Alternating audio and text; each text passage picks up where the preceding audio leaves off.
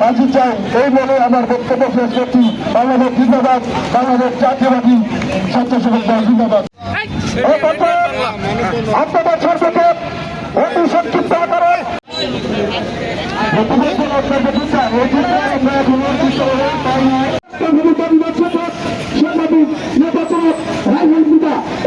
আজি শহীদুল ইসলাম সরকারের নেতৃত্বে হবিরবাড়ি ইউনিয়নের সর্বস্তরের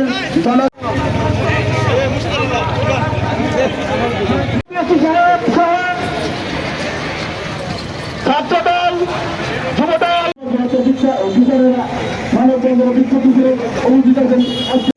এই মাস্টার বাড়ির ওই মার্কেটের সামনে তোমার জল হত্যা হচ্ছে এবং তোমার জলকে নৃশংসভাবে হত্যা করে কি অন্যায় ছিল ওই নির্মাণ শ্রমিক তোমার জলে।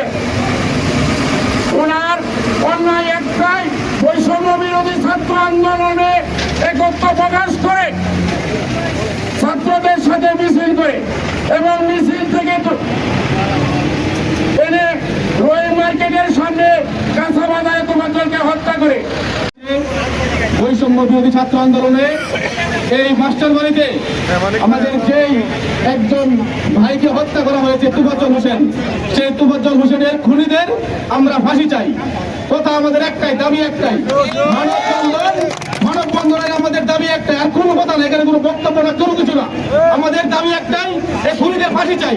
এই খুনিরা এখনো কবির বাড়িতে এবং বিভিন্ন আশেপাশের যেসব ইউনিয়ন বা উপজেলায় আছে এরা অবস্থান করতেছে। এরা এই কাছাকাছি আছে, দূরে কোথাও নাই, সামনাসামনি আছে। প্রশাসন কেন এদের প্রতি নীরব আমরা জানতে চাই। আমাদের দাবি একটাই, এদের অতি সত্বর এই খুনিদের অ্যারেস্ট করতে হবে এবং এদেরকে শাস্তির আওতায় আনতে হবে। বিলম্বে দিতে হবে এবং আমরা দেখতে পাচ্ছি যে সকল আসামিরা আমাদের সামনে দিয়ে ঘুরে বেড়াচ্ছে, তাদেরকে পুলিশ কাউকে গ্রেফতার করছে না। আওয়ামী লীগ, যুবলীগ, ছাত্রলীগের যে ক্যাডার বাহিনী ছিল তাদেরকে অতি দ্রুত এই হবিরবাড়ির মাটিতে বিচার করা হবে। যদি এফআইআর করা না হয়, হবিরবাড়ি ইউনিয়নের সকল সাধারণ মানুষ তাদের বিচার জনসম্মুখে করবে। একজন সাধারণ শিক্ষার্থীকে যারা এভাবে কুপিয়ে হত্যা করছে তাদের বিচার অতি শীঘ্রই আমরা দেখতে চাই।